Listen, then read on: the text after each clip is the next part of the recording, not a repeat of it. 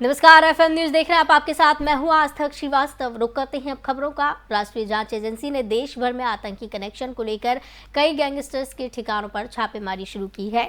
जांच एजेंसी की यह कार्रवाई दिल्ली समेत 50 जगहों पर हो रही है। एनआईए ने भारत और विदेशों में स्थित आतंकवादियों, गैंगस्टरों और ड्रग तस्करों के बीच बढ़ते गठजोड़ को खत्म करने के लिए एक्शन लिया है और पंजाब से लेकर हरियाणा, राजस्थान, दिल्ली, एनसीआर क्षेत्र में कई स्थानों पर छापेमारी की। मीडिया रिपोर्ट्स के मुताबिक अब तक की छापेमारी में कई हथियार बरामद किए गए। दिल्ली पुलिस ने बीते दिनों यूएपीए के तहत 2 मामले दर्ज किए थे। उन्हीं मामलों को संज्ञान में लेते हुए एनआईए ने एक्शन लिया।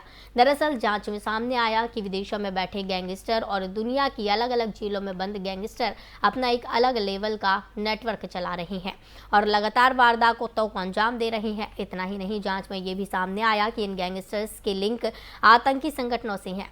ये गैंगस्टर बड़े पैमाने पर लोगों के बीच आतंक पैदा करने के लिए और वारदातों को प्रचारित करने के लिए साइबर स्पेस का भी इस्तेमाल कर रही हैं। जो गैंगस्टर विदेश भाग गए वो वहीं से ऑपरेट कर रही हैं, जैसे पाकिस्तान, कनाडा, मलेशिया, ऑस्ट्रेलिया सहित विदेशों से अपना गैंग चला रही हैं।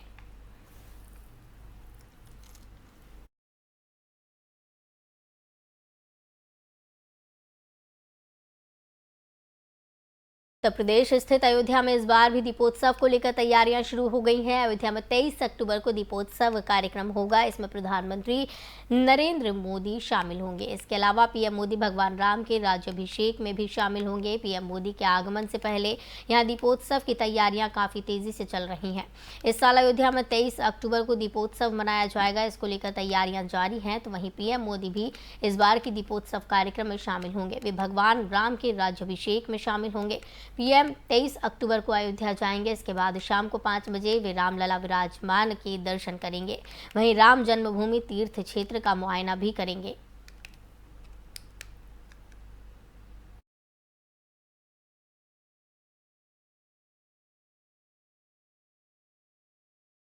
बिल्किस बानो मामले में गुजरात सरकार ने सुप्रीम कोर्ट में हलफनामा दाखिल कर दिया है। इस मामले में दोषियों की रिहाई को चुनौती दी गई है। मंगलवार को जनहित याचिकाओं पर सुप्रीम कोर्ट सुनवाई करेगा। गुजरात सरकार ने अपने हलफनामे में कहा है कि तीसरा पक्ष जनहित याचिका की आड़ में आपराधिक मामले में हस्तक्षेप नहीं कर सकता। गुजरात सरकार ने 11 दोषियों को रिहा करने के अपने फैसले का बचाव किया है। हलफनामे में कहा गया है कि राज्य सरकार ने सभी रायों पर विचार किया और 11 कैदियों को रिहा करने का फैसला किया। ऐसा सरकार ने इसलिए किया क्योंकि उन्होंने जेल में 14 साल और उससे ज़्यादा का समय बिता लिया था और उनका व्यवहार अच्छा पाया गया था। राज्य सरकार की मंजूरी के बाद 10 अगस्त को बंदियों को रिहा करने के आदेश जारी किए।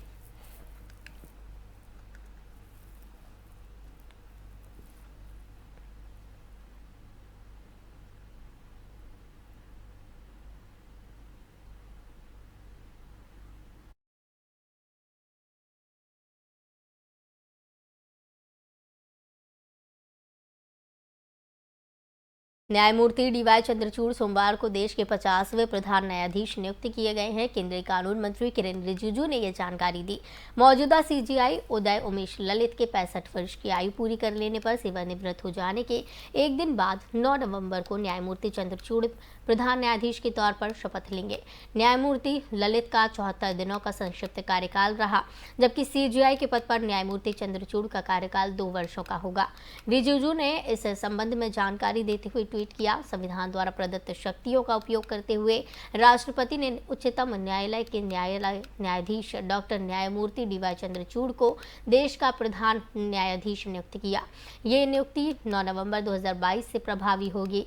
न्यायमूर्ति चंद्रचूड़ 10 नवंबर 2024 को सेवानिवृत्त होंगे। आपको बता दें, हाल में जस्टिस यूयू ललित को भारत के मुख्य न्यायाधीश के रूप में नियुक्त किया गया था। इसी साल नवंबर में रिटायर होने से पहले सुप्रीम कोर्ट के मुख्य न्यायाधीश यूयू ललित ने अपने उत्तराधिकारी के तौर पर जस्टिस डीवाई चंद्रचूड़ के नाम की सिफारिश की थी।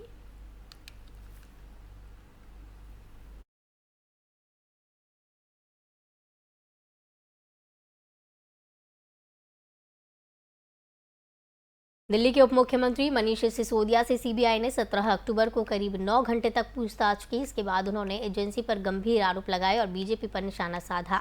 मनीष सिसोदिया ने दावा किया कि सीबीआई मुख्यालय में उन्हें साइड में ले जाकर आम आदमी पार्टी छोड़ने का दबाव बनाया गया। इसके बाद सीबीआई ने सिसोदिया के आरोपों पर पलटवार किया।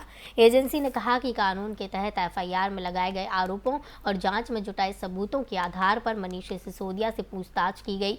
उनसे पेशेवर और कानूनी तरीके से पूछताछ की गई। सिसोदिया ने मीडिया से कहा कि आबकारी घोटाला मामले को लेकर उनके खिलाफ केस ऑपरेशन लोटस को सफल बनाने के लिए दर्ज कराया गया।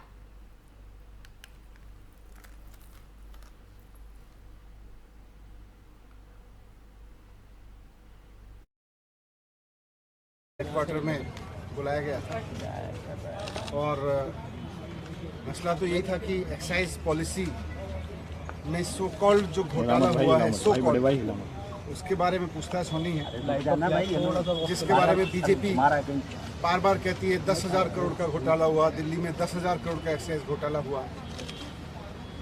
लेकिन आज मैंने सीबीआई में जाके देखा, मैंने देखा कि कोई घोटाला तो वहाँ है ही नहीं, घोटाले की तो कुछ मसला ही नहीं है वहाँ पर। सारा केस फर्जी है, मैं जानता हूँ सारा केस फर्जी है। और आज मैंने सीबीआई में 9 घंटे की पूछताछ के दौरान 9 घंटे जो मैं रहा वहाँ पे, वहाँ भी मैं समझ गया कि किस तरह से सारा केस फर्जी है और किस तरह से इन्होंने पूरी साजिश की गई है। आज मुझे समझ में आया कि इन्होंने सीबीआई में केस किसी घोटाले की जांच के लिए नहीं करा रखा। इन्होंने सीबीआई में जो मेरे खिलाफ केस करा रखा है वो दिल्ली में एक्चुअली ऑपरेशन लोटस को कामयाब करने के लिए करा रखा है। ये बात पहले भी मुझे बाहर से समझ में आ रही थी, लेकिन आज अंदर जाके सीबीआई के हेडक्वार्टर में 9 घंटे तक मेरे को और समझ में आई कि किस तरह से भारतीय जनता पार्टी सीबीआई जैसी एजेंसीज को अनकॉन्स्टिट्यूशनल तरीके से, असंवैधानिक तरीके से, गलत तरीके से दबाव बनाने के लिए यूज कर रही है।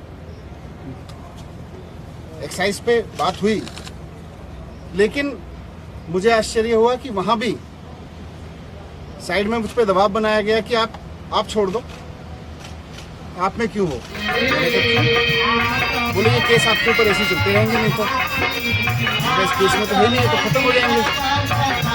तो ये कहा गया कि साइड में थी सेकंड जन के पास कौन सी केस है, सेकंड जन के ऊपर कौन सी सच्ची केस है, वो भी चल रहे हैं। 6 महीने वो जेल रह सकते हैं, तो 6 महीने आप भी नहीं सकते। बहुत गंदी पार्टी है, मैं उसके लिए आप खुद छोड़ सकता हूँ। तो मुझे कहा गया कि नहीं देखो ये केस तो ऐसे चलते रहेंगे, दूसरा फायदा आपको मुख्यमंत्री बनाएंगे। मैं तो शिक्षा के लिए आया हूँ, राजनीति में आना में सारे थे, हमको शिक्षा के लिए आया, ईमानदारी से काम करने के लिए आया। मैंने साफ साफ बोल दिया भैया मुझको तो खुशी मिलती है जब दिल्ली के रिक्शे वाले का बच्चा इंजीनियर बनता है, उसमें जो खुशी मिलती है मुझे सीएम बन के खुशी मिलती है, सीएम बनने के बारे में सोच के खुशी मिलती है। एक दिल्ली की मेड की बच्ची जब डॉक्टर बनती है तो मुझे खुशी मिलती है। मेरा जीवन शिक्षा को समर्पित है। मैं इस तरह के ऑपरेशन लोटस के किसी दबाव में नहीं आने वाला। इनको जो करना है करें, पूरा केस फर्जी है, कहीं दूर से दूर तक कोई सच्चाई नहीं है उसमें, कोई 1 करोड़ का 1 रुपए का कहीं कोई घोटाला नहीं हुआ।